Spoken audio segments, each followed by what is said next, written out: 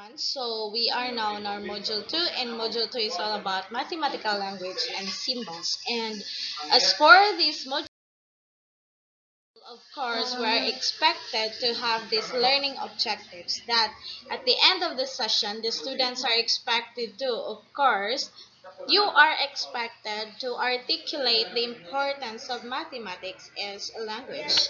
And the second one is to compare or contrast mathematics language with English language. And the third one is for us to examine the set of symbols or conventions in mathematics. Now, so for this topic, of course, we have definitions that is needed to be defined between the mathematical expressions and mathematical sentence. So for mathematical expression, of course, it is an expression is the mathematical an expression is the mathematical wrong man. An expression is the mathematical an expression is the math I'm wrong, I'm grammar.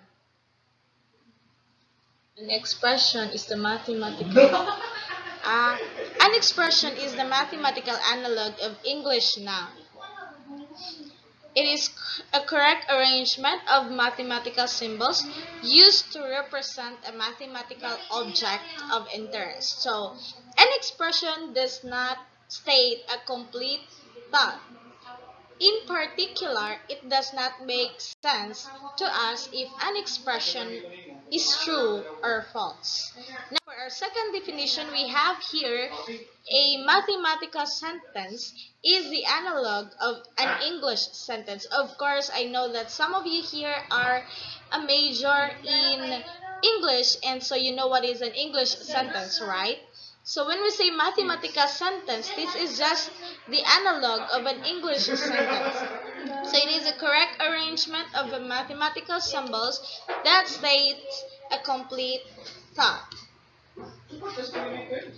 So in a mathematical sentence, it makes sense to us about the truth of a sentence. Is it true? Is it false? Is it sometimes true or sometimes false? Okay?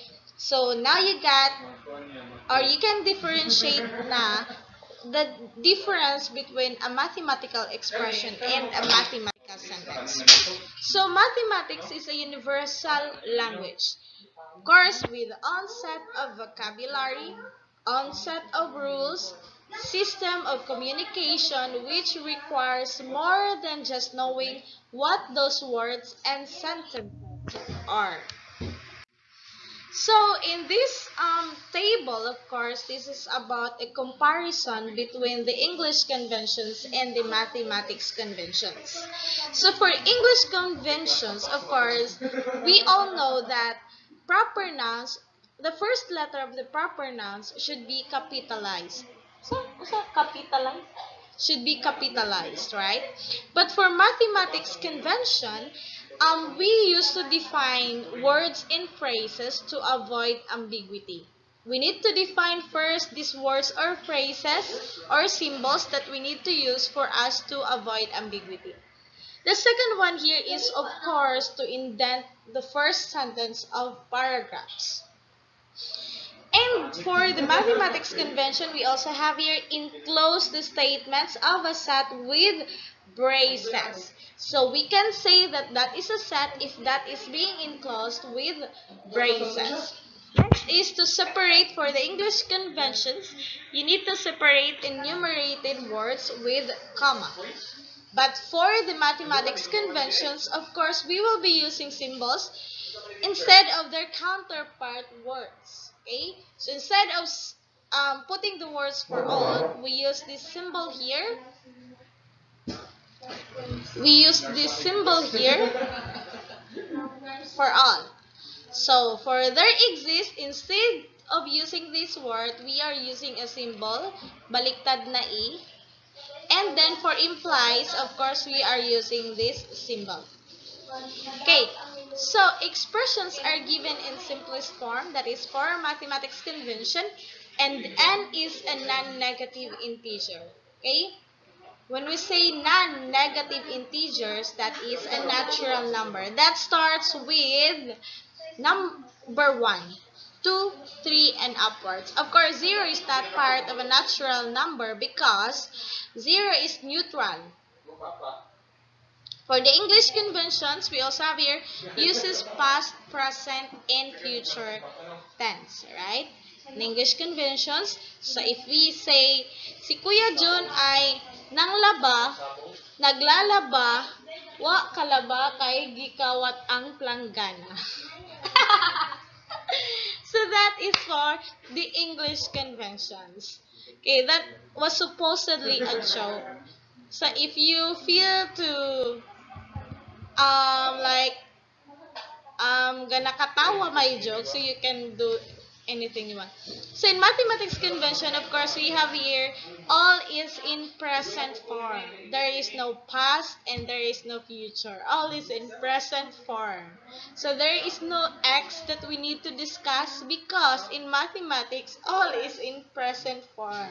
Hey, and also, I just want to emphasize this one because it is about the absence of emotional content. So when we say the absence of emotional content, when we talk about math, like the variable x, of course, we're not talking about your x, okay? Nga gibiyaan ka, but we're talking about the variable x here in mathematics convention. So, mathematics, kung nasakitan ka, ayun damaya ang math sa imong paan kasakit, no? Because there is an absence of emotional content when we talk about mathematics. Now, for English conventions, we also have here full of ambiguities and spoken or cultural assumptions. And for mathematics, this is actually precise. So when we say 1 plus 1, that is equal to 2.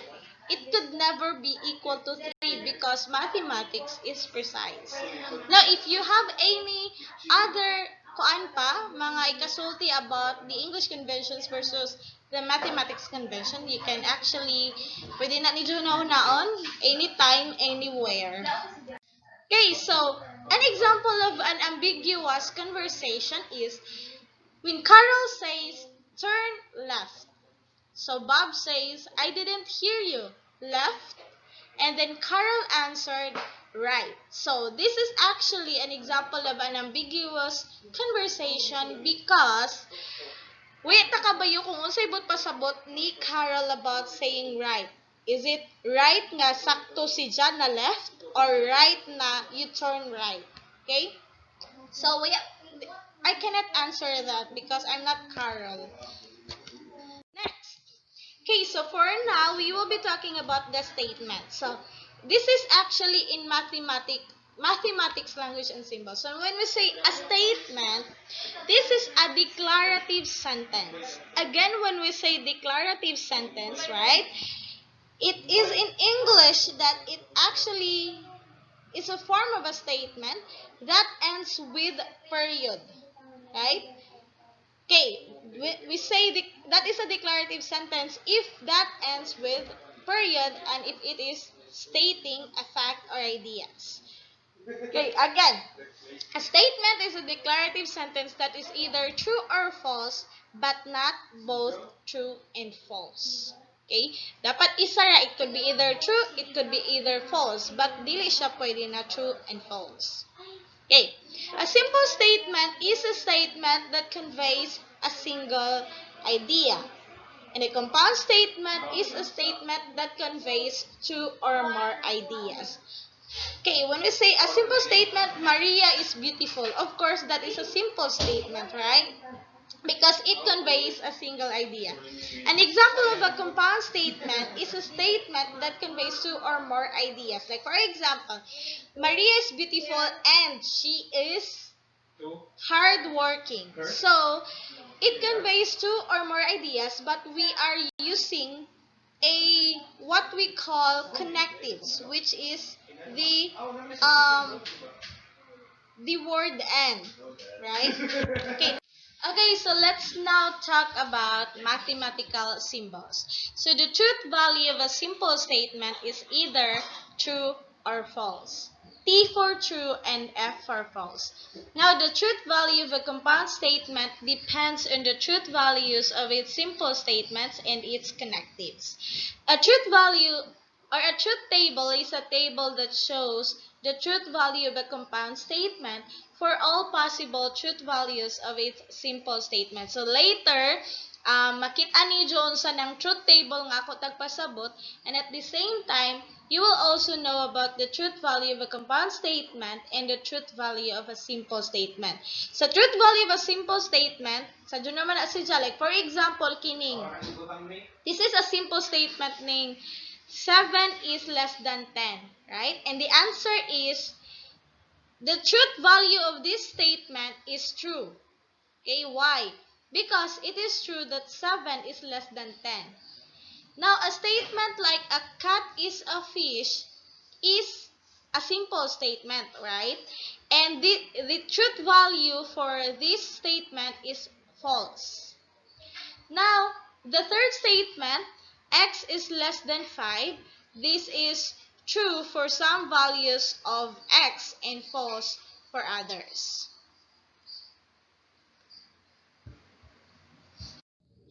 Okay, so we have here an example of a statement.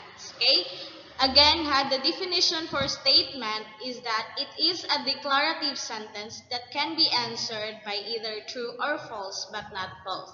So the first example here is we have Taf is a barangay of Surigao City. Okay, so that is a statement because it is a declarative sentence. Diba? When we say declarative sentence, that is a sentence that is stating a fact or ideas, right?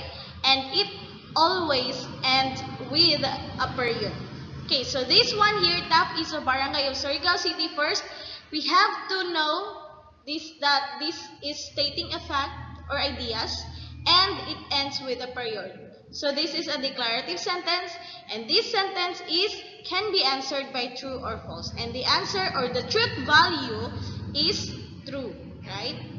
Now for the second statement, we have here, Metro Manila is the largest city of the Philippines in population. Okay? So this is again a statement because it is a declarative sentence and it can be answered by either true or false, and the answer or the truth value of this statement is false. Okay, the third one, 2 plus 3 equals 5. Okay? Diyan na sa edu activities sa ato module na you are tasked to make or to identify if that is a mathematical sentence or a mathematical expression. And this one here is actually a statement because it is a declarative sentence, and of course, it can be answered by true or false. So the answer is, or the truth value of this statement is true. Now the fourth one is 3 is less than 0. Again, this is a sentence, right? This is a declarative sentence. And the truth value is false.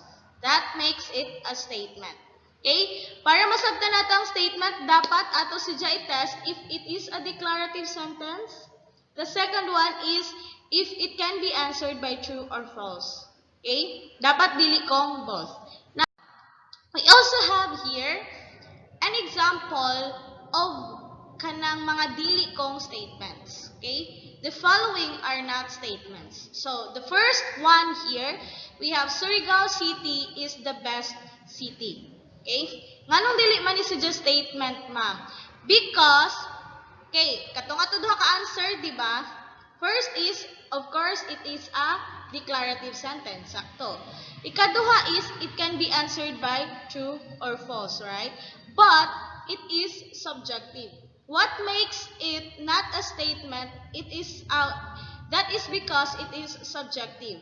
Surigao City may be the best city for me, but it could be the worst city for others. Subjective si Jaka Rajao. And next, the second one here is help. Okay, this is not a statement because it is not a declarative sentence, right? Because it is an exclamatory sentence. Exclamatory ba? Yeah. Exclamatory sentence. And it's an exclamation. Di ba? Nasa ato diha kini na explanation. It's an exclamation. Next, the third one is, where were you? This is not a statement because this is not a declarative sentence. This is an interrogatory sentence. It ends with a question mark. Pag dili na galing siya mag-end ng period, that means that is not a statement na dadyon taha. Pero pag natoy mag-end sa period, i-test na sad nato if this is a declarative sentence. Nga na pag namin mga makita na dili mag-end ng period, diretso na siya dili kong statement. Pero kung mag-end siya ng period, another na sad ang test nga to himuon. Atong i-test if this is a declarative sentence or this is a sentence. Okay? The fourth one here is the rain in Kabadbaran. Of course, this is not a statement because though it ends with a period, but this is not a sentence. Because a sentence has subject and predicate, diba? So this one here is not a sentence. Now, the last example is, this sentence is false. Okay, so this is not a statement because it is not true or not false. It could be a sentence or a declarative sentence, but it couldn't be answered by just true or false because it is neither true or nor false. Okay? Next, now let's talk about logical connectives. So we have their statement, connective, symbolic form, and type of statement. Okay, so for statement, of course, we are assuming that the small letters P and Q are simple statements. Again, we are assuming here that the letters P and Q are simple statements. So, in the statement not P, this one here, not P, ang ijong connective is not.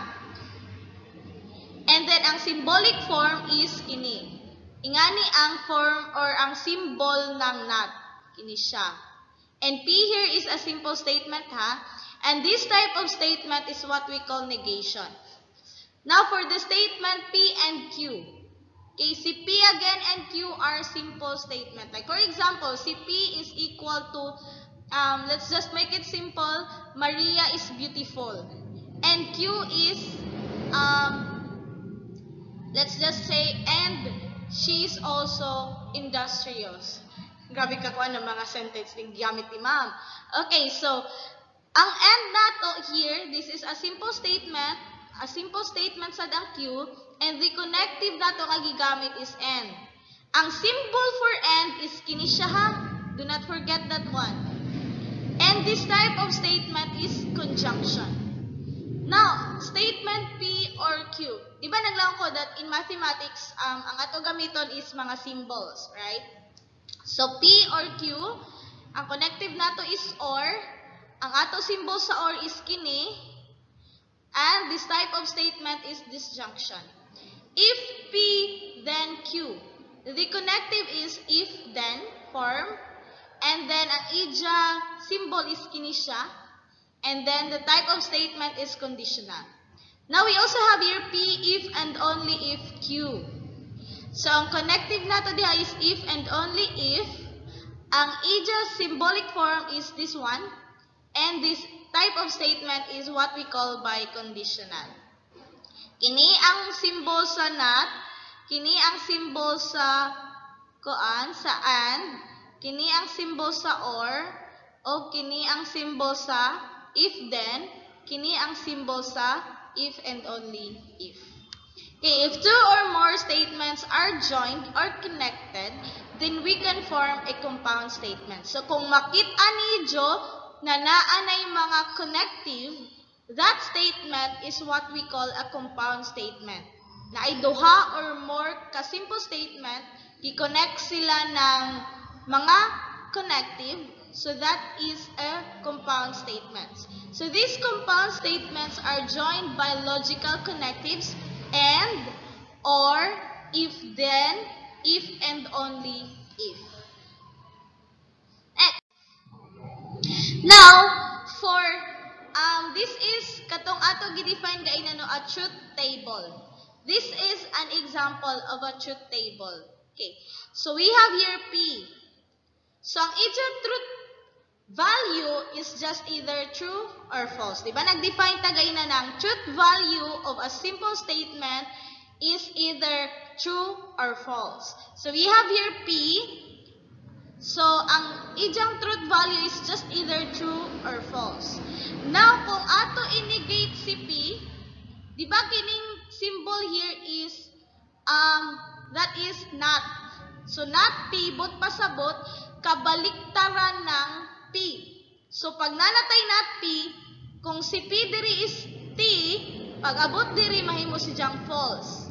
Kung si P diri is false, pag abot sa not P mahimo si jang true.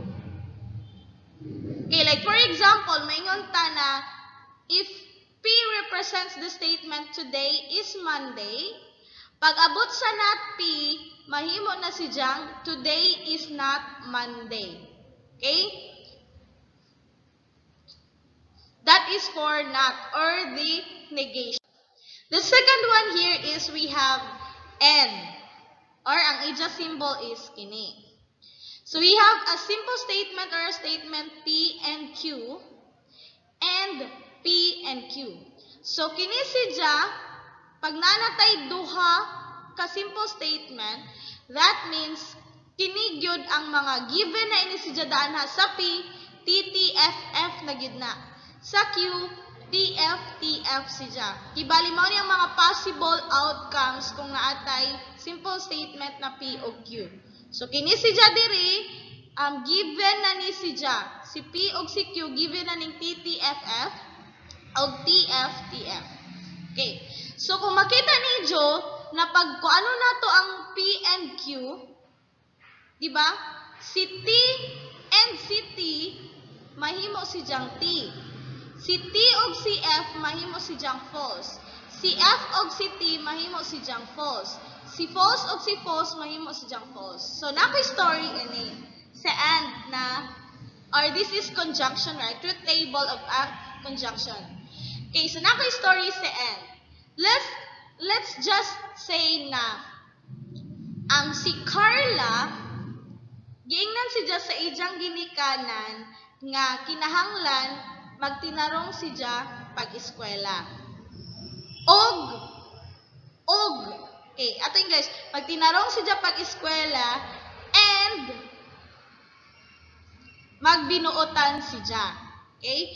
Para mahatagan siya ng cellphone.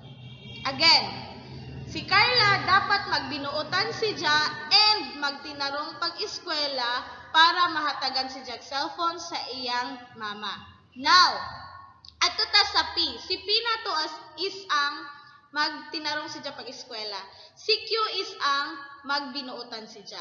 Now, tinuod nga nagtinarong si Carla pag-eskwela. True. Tinuod nga nagtinarong sad si nagbinuotan si Carla. Okay. So that means hatagan ba ka sa cellphone sa ijang ginikanan? Of course, di ba? Because nagtinarong man siya, nagbinuotan siya, so tinuod nga hatagan si jag cellphone sa ijang ginikanan. Okay? And ang ato gigamit ha, kung magtinarong si Carla sa pag-eskwela and magbinuotan si Carla, hatagan siya ng cellphone sa iyang parents. So, kung maghisgot kita ng and, dapat both sila mo satisfy. Pag dili gani sila both mo satisfy, naray isa nga dili ni dya mahimo, but pasabot din na dya hatagan ng cellphone. So, ato kita sa ikaduha. Tinuod nga, nagtinarong pag-eskwela si Carla. Pero, waya si dya nagbinuutan, nagbugoy-bugoy or nagbugay-bugay si dya. Now, hatagan ka si dyan ng cellphone sa iya parents? Of course not. Kay end ba nang ato tagamit? Diba? False nga hatagan si dyan o cellphone sa iyang parents kay tungod, kay waya maning satisfy ang isa. Pag maingon ta na end, dapat both sa ila mo satisfy. Now, we have here, waya tinarong pag-eskwela si Carla, pero nagbinuotan si Ja. Still dili si Ja hatagan ng cellphone sa iya parents. Now, both sa ila, waya na galing siya nagtinarong, waya pa si Ja nagbinuotan, dili gadget si Ja hatagan ng cellphone sa iya parents. Okay? So, mo nang but pasabot sa N. Matrura si Ja, P and Q, matrura si Ja diri if kung both sa ila true.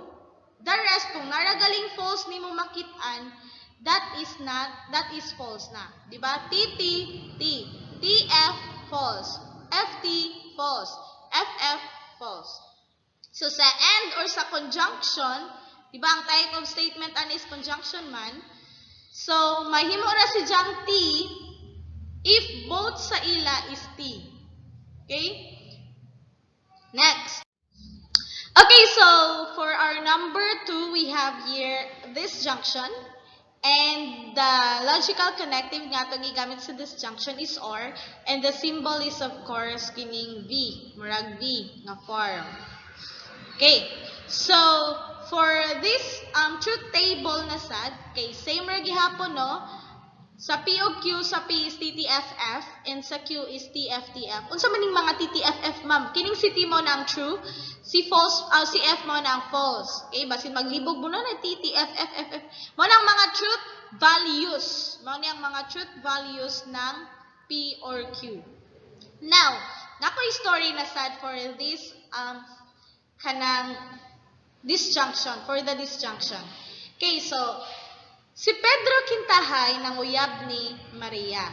So si Maria is ninglaw si ni Pedro na sugton takaw kung gwapo ka or buotan ka. Okay? So ang word na or is bisan asa ra sa duha. Okay? It's either gwapo ka or kung di ka gwapo at least buotan ka. Okay? So mao na ang or. Now, P, ato i-assume that P is katong gwapo si Pedro and Q is katong buotan si Pedro. Now, tinuod na gwapo si Pedro. Sa kini, tinuod nga gwapo si Pedro. Now, tinuod sad na buotan si Pedro. Sugton ka si ni Maria? Of course, sugton si Ja. Kay isa raman ang ijagi pangayo sa duha, di ba? Pero kay kung naaman ang duha, susamot na sugton gajud si Ja. Kay natinuod man nga gwapo si Ja o buotan si Ja. So, tinuod nga sugton si Ja ni Maria. Now, tinuod nga gwapo si Pedro. Pero, dili si Ja kung buotan. Sugton ka siya ni Maria? Of course, sugton gihapon si Ja. Kay ingon man ta na it's either gwapo si Ja or buotan si Ja. Naara sa ila duha. Mupili ra kaw. So, kay gwapo man si Maria, bahalag di siya kung, Maria, si Pedro, bahala kung dili siya kung ingon nga buotan, sugton gyapon siya ni Maria. Okay? Kay mama ingon ni Maria. Now, dili kung gwapo si Pedro, pero buotan si Pedro, sugton gyapon si ni Maria. Okay? Kay at least naaramay isa nga mo tinuod sa katuidyang duha ka gusto nga mahitabo ni Ja kang Pedro. Now, dili na gani kung gwapo si Pedro, dili pa kung buotan, subot pa sabot, dili na gadto si Ja kung sugton ni Maria. Sa or nga statement, kini si Ja, timan-an nato na mahimong T ang P or Q if at least na kay makit-an na isa ka T. Okay? Diba TT is T, TF is T, FT is T, FF is false. Again, sa or sa disjunction, ma-false ra si Ja kung both sa ila is false. Mao na ang sa disjunction. Okay, so for number 3, we have here the type of statement is conditional and the logical connective that is being used is if-then form. And this one here is the symbol. Pwede sad nato siya tawagon na implies. Okay? P implies Q. So again, we have here the truth table for P implies Q. And P and Q here, same ra gyapon ha, given na siya TTFF, sa Q is TFTF. Okay, so for P implies Q, okay, so mo na sa din nato nga story. Nasad ko yung story about sa kinina if-then form. So, ingon ta lamang na si P is ikaw. Okay, the assumption si P, ang si Q is the conclusion, di ba? If, then form. If gwapa ko, then gwapa ko. Nga na ba? First is the assumption, si P. Q is the conclusion. So, lang unta lamang ikaw ining asumera. Ikaw ining si P. Ikaw ang nag-assume. And then, ang Q is ang imong mga classmates. Okay. So, ingon ta lamang na ning-ingon ka sa imong mga classmates na, hala, gwapa lagi ko, guys. Kaish, gwapa lagi ko, kaish. Pinalaong kintahay.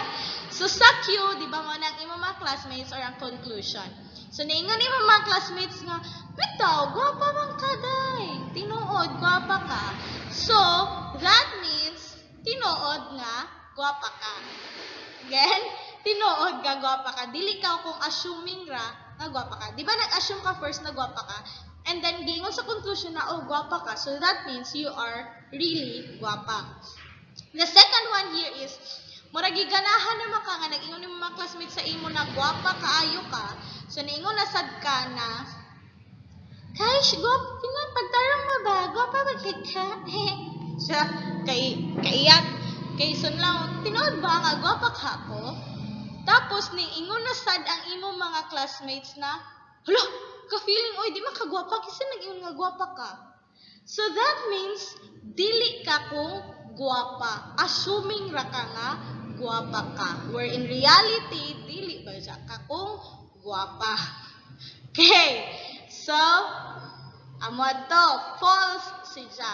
Now, for the third part, or the third example is, nahiubos na ka sa imong mga classmates, kay giingnan ka na dili ka kung gwapa, so ning baba ang imong confidence sa imo self. So niingon na dayon ka sa ila na oy, Jay, dili man ko gwapa, Jay. Maot kayo ko, Jay. Tas ning laong dadyon imong mga classmates na, dili day, oy, gwapa kaayo ka, day. Kasi nag-ingon nga dili ka gwapa, gwapa ka. So, buot pa sa buot, tinuod nga, gwapa ka. Okay? Again, tinuod nga, gwapa ka. Okay. Sunod kay, giganahan na ka sa imo self, nga giingnan ka sa imo mga classmates na gwapa ka, bisan niingon na ka nga, dili ka kung gwapa. So, gitry na sad mo yung mga classmates, niingon na sad ka nga, guys, dili, oy, dili gyud ko gwapa.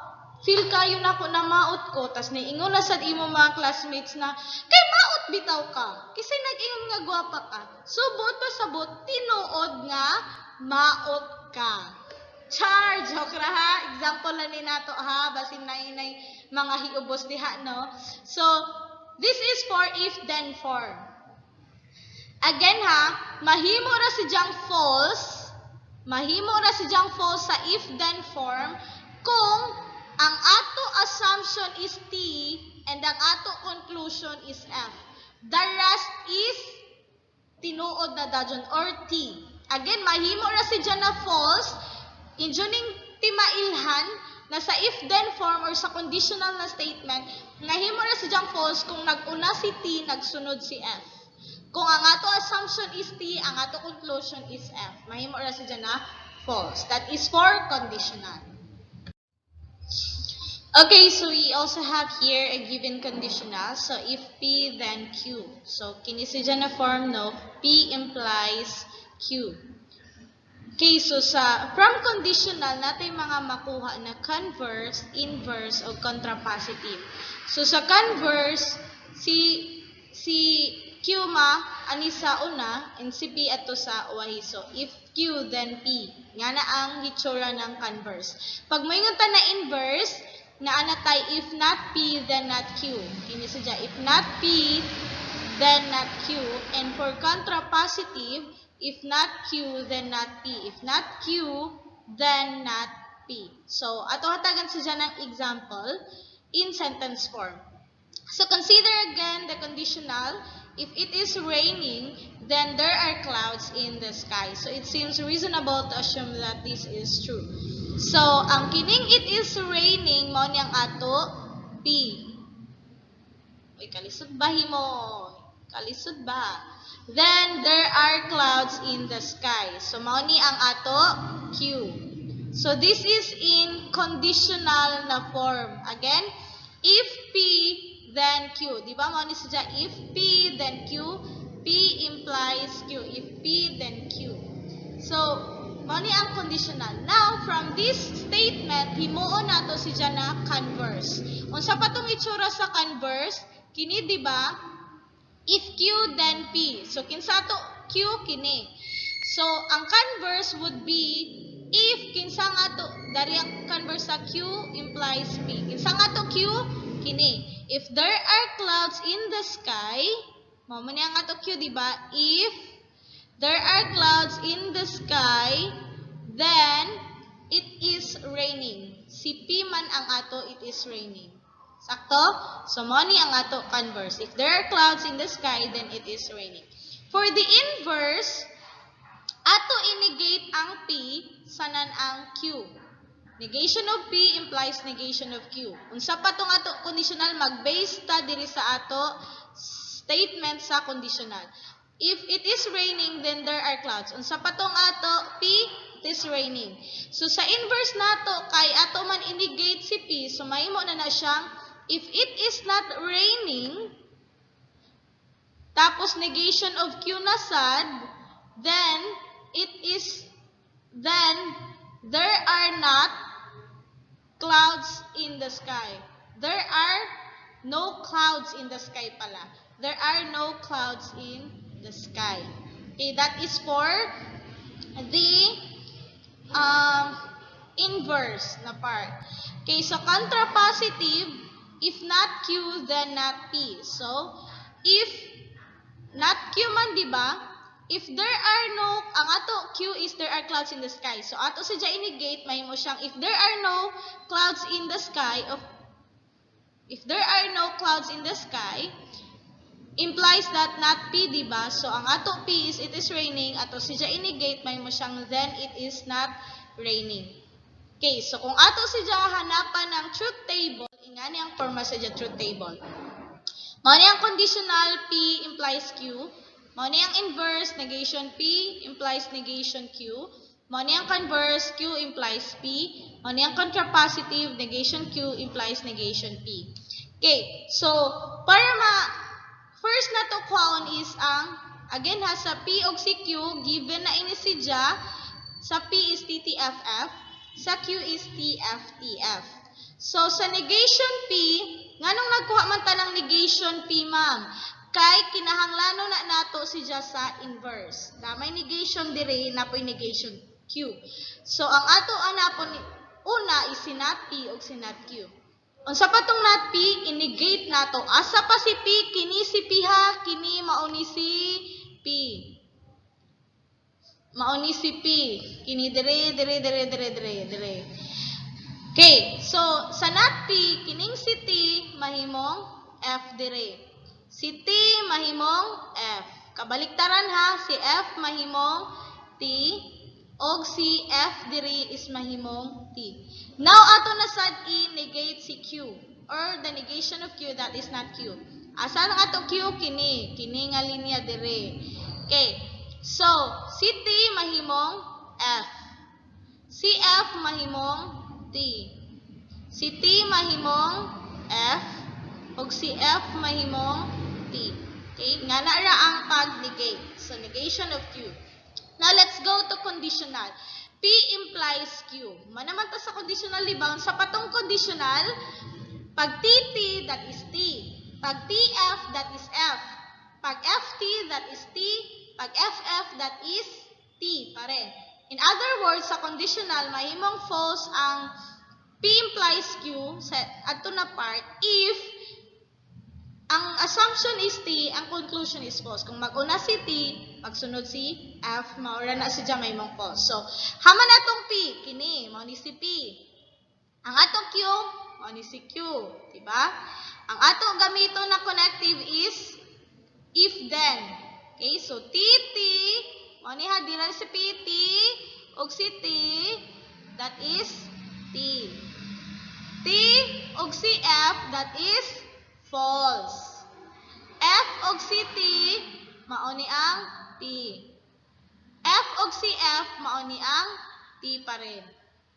Now for inverse, adto ta maglantaw sa not P, haman atong not P kini. Diri ta mag-focus na line, kini. and then not Q. Dili ta mag-focus kini. Pero ang ato gamito na connective is kini siya, implies or conditional na connective. If then form. Okay. Asa ta mag-focus? Si not P o si not Q. So, start. F og F. Again, if false siya diri sa not P, false sad siya sa not Q, sa patong result, that is T. F, T, that is still T. T, F, that is false. And T, T, that is T. For the converse, that's Q implies P, right? So, mag-una na sad si Q, dili ta mag-una pagtanaw sa Q, and then adisor sa P. So, T, si Q ha, una T, T, that is T. F, T, that is false. True pala, true. TF, mauni ang false. Kaya ingon ta diba, pag mag-una si T, magsunod si F, that becomes false. Now, si F, and then F, that is true. Now, for contrapositive, we have here not Q, haman si not Q, kini. So, si not Q man ang nag-una diri sa si not Q ang ato unahon pagtanaw.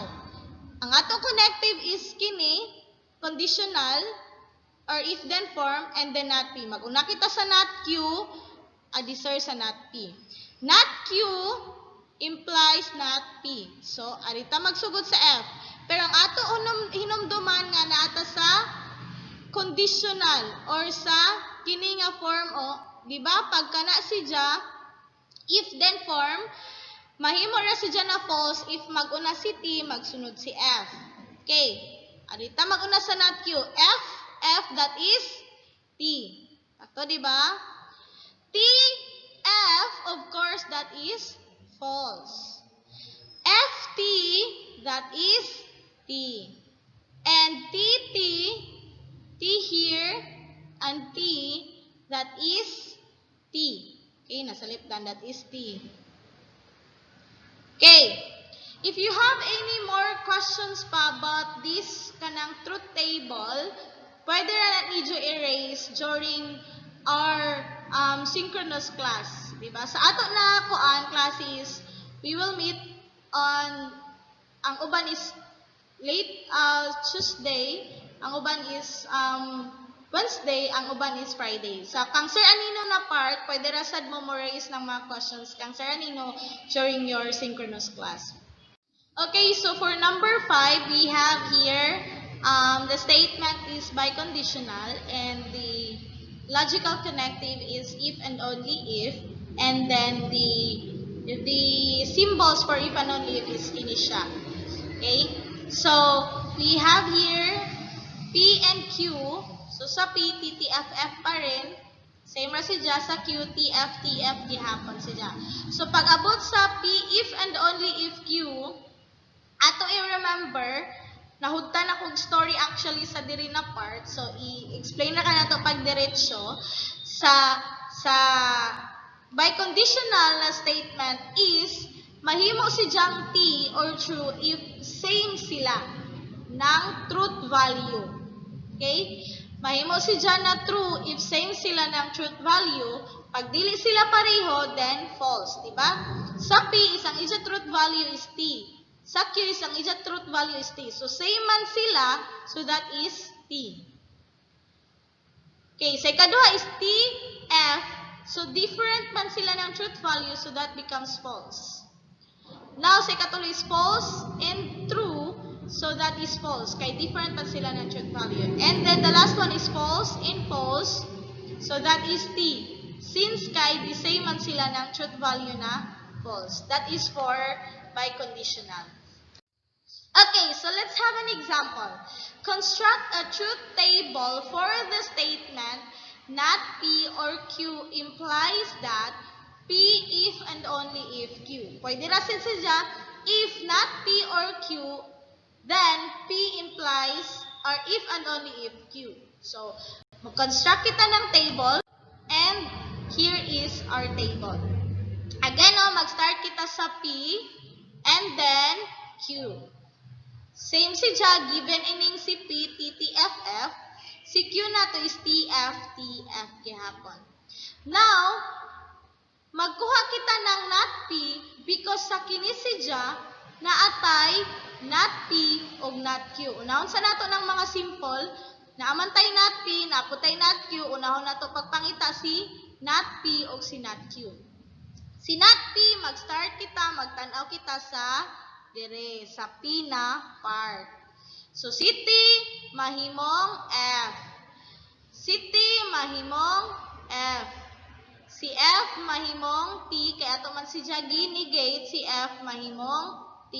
Now, sa not Q, sa si Q, kini. O, ni si Q ha, and then pag-abot sa not Q, dire si T, mahimong F. Si F, mahimong T. Si T, mahimong F. And si F, mahimong T. Now, naanatay not P, naanasagtay not Q. Unsay sunod, ma'am? Kining si Ja. Kini si Ja, kini, padong dire. Hanapon na to si not P or not Q. Again, kinsay ato conjunction nga gigamit or logical connective para is si or. Pag maingon ta na or, at least natay makitan isa ka T sa mga statement or sa truth value, mahimo na dadyon si na T. At least na natay makita na T ha, mahimo si na T. So ato kita sa not P, dari ra si not P, ang ato mga mata maguna sa not P, si not Q, dari ra si not Q. Not P and not Q. Ang ato connective is si OR. So, dirita, F and F. Diba mo ni si not P or not Q at unahon? So, that is OR man ta, that is false. Kay, at least natay isa nga makita na T, adi surpass na dyan, mahimo na T. F sa nan T, that is T. T sa nan F, that is T. T og T, that is T. Sunod, humanata din kininasad na part. P if and only if Q. Unsa pa tong P if and only if Q, ato na siya ibutang diri nga table. P if and only if Q. Unsa pa to? Pag the same sila ng truth value, mahimo siya na T. Pag different siya ng truth value, mahimo siya na F. So, asa man ta? Ato ta magtanaw sa P o sa Q. Dari ra si P, guys, dari ra si P, dari ra si Q. Ang ato connective is if and only if. So, T, same man sila, so mahimo siyang T. T, F, different man, mahimo siyang false. F, T, different man, mahimo siyang false. And F, the same man, mahimo siyang T. Okay. Now, humanata na anatay truth value ni not P or not Q, dari ra si Ja, kini. P, if and only if Q, so kini si Ja, ang ilang connective nga ato gamiton is kadtong conditional or if then na form. So asa ta maglantaw kini si Ja, mauna man ni, di ba? Kini si not P or not Q. Kining si P implies if and only if Q, mauni. So anhi na ta maglantaw sa duha. Pamati ha, diri ta maglantaw sa isa, kinipod sa kanang isa sa last. Pero ang atong connective is kini. Si if then form. So diri ta mag-start. F, T, that is T. Di ba sa if then na form? Kay mahimo ra siya na false kung mag-una si T, magsunod si F. Next, T, F, that is false. T, F pa rin, that is false. T, that is T. So, mauna ni ang ato mga values ng kini. Mauna ni ang mga truth values ng kini na statement. Okay? So, kung diyaw mo yung mga pangutana, kung gusto pa ni Jun ng more na mga examples, adto mo attend sa synchronous class para ibayo kita more ani. If na may mga pangutana, please ask your instructor regarding sa kini na topic. Next. So, naputay gitawag na tautologies and self-contradiction. So, a tautology is a statement that is always true, and a self-contradiction is a statement that is always false. Balik kita sa before ha. Dire. Ang pag-angato truth table gani, if tanan ni dyan ng mga truth values is T, ang tawag sa ija is tautology. Pag tanan ng mga truth values is false, ang tawag sa ija is self-contradiction. So, we have here our last example. Okay. So, kinisidya, construct a truth table for P implies Q and Q implies R, or not Q if and only if not R. So, naanatay tulo ka variables nga gigamit. Si P, si Q, ug si R. Kung natay tulo, that means nasidya 8 na mga possible outcomes. Mauning si P is T, T, T, T, T, F, F, F, F, and then T, T, F, F, T, T, F, F. And then sa R is TF, TF, TF. So, sa ato synchronous class, ato na ninyo siya i-discuss. Okay? Ato na i-discuss sa ato synchronous class para mas masabtan pag yun na siya. So, that's it for this topic sa Module 2. I hope nga daghan mo na learn no, upon this topic. And I also want you guys to ask me questions during our synchronous class. Okay? Goodbye, everyone.